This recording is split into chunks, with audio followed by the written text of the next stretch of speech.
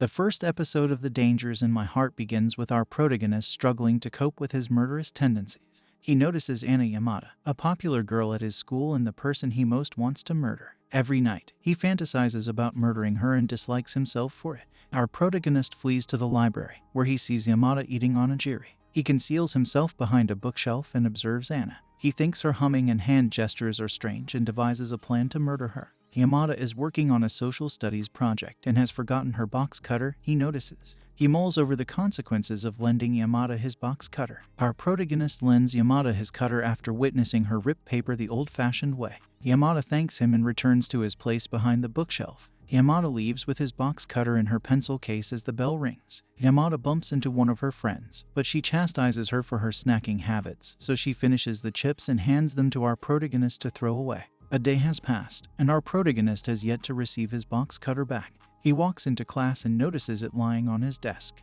He notices how warm it is and wonders if Yamada has had it in her hand the entire journey here. He's also surprised that she knows which desk he works at. At the same time, their social studies teacher announces that everyone must present their group projects. Yamada notices that her project has changed, and one of her friends informs her that she redid the entire thing because it appeared sloppy. This irritates our protagonist because he knows Yamada worked hard on this project.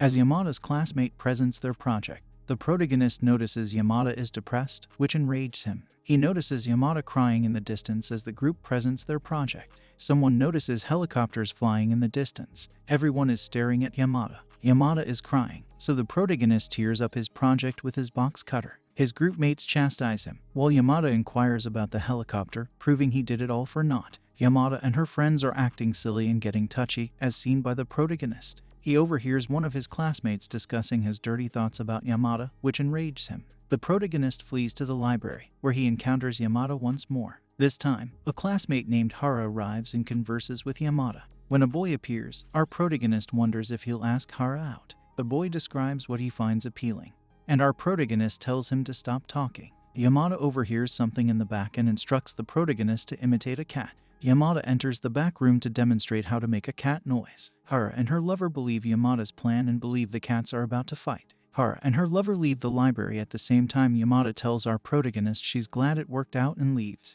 Later, our protagonist is walking down the street, wondering why he and Yamada keep running into each other. He goes to a nearby bookstore to look for the Seal magazine Yamada mentioned to her friends the other day. He hides somewhere in the store after discovering the magazine. Yamada and other girls. He notices Yamada acting strangely towards them and wonders if she's trying to draw attention to herself. She continues the act for a while before leaving. Our protagonist heads home and looks into the Seal magazine and sees several photos of Yamada. He throws it out and questions why he's getting worked up by the situation. In a flashback, we learn our protagonist's name is Kyotaro Ikikawa. Kyotaro heads to school and spots Yamada with another boy named Haruya. Kyotaro wonders if he is her boyfriend. He overhears them discussing line. Kyotaro follows them and overhears them talking about ice cream and social media. They come to a halt, and Haruya demands that Yamada add him online. Kyotaro refuses to admit that he is concerned about Yamada's situation. He believes he is a bad person and resorts to riding his bike at breakneck speeds towards the two.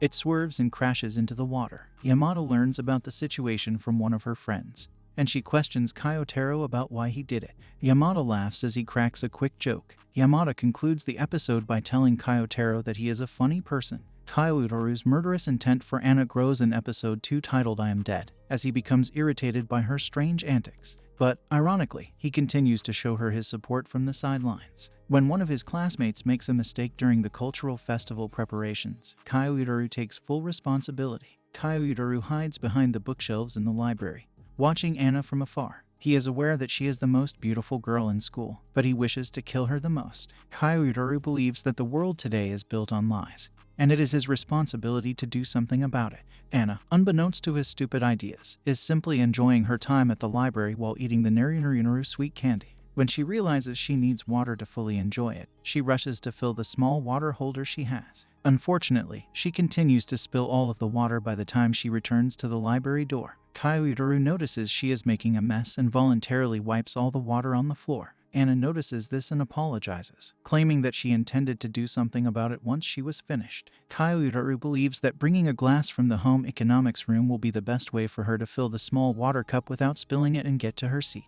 But with only a few minutes until lunch, she clearly does not want to climb another floor. As a result, Kaoru himself goes to the lab above and returns with a water glass, only to discover that Anna has used a bowl instead.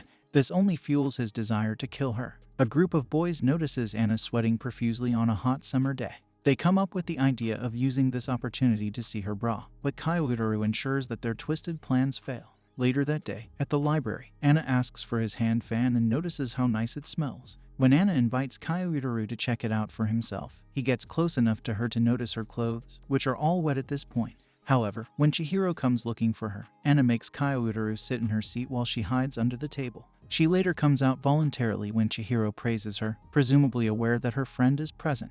Kaoru's class is working hard to prepare for the upcoming cultural festival. He is tasked with assisting Hanako with the artwork for the haunted house that the class intends to create. When the tombs are finished, a student notices Anna's family name on one of them. To protect others, Kaoru blames himself and claims that he was the one who made the mistake. Hanako, on the other hand, arrives on time and clarifies that it is her fault. She didn't single out Anna because she was just using common surnames, which proved to be correct.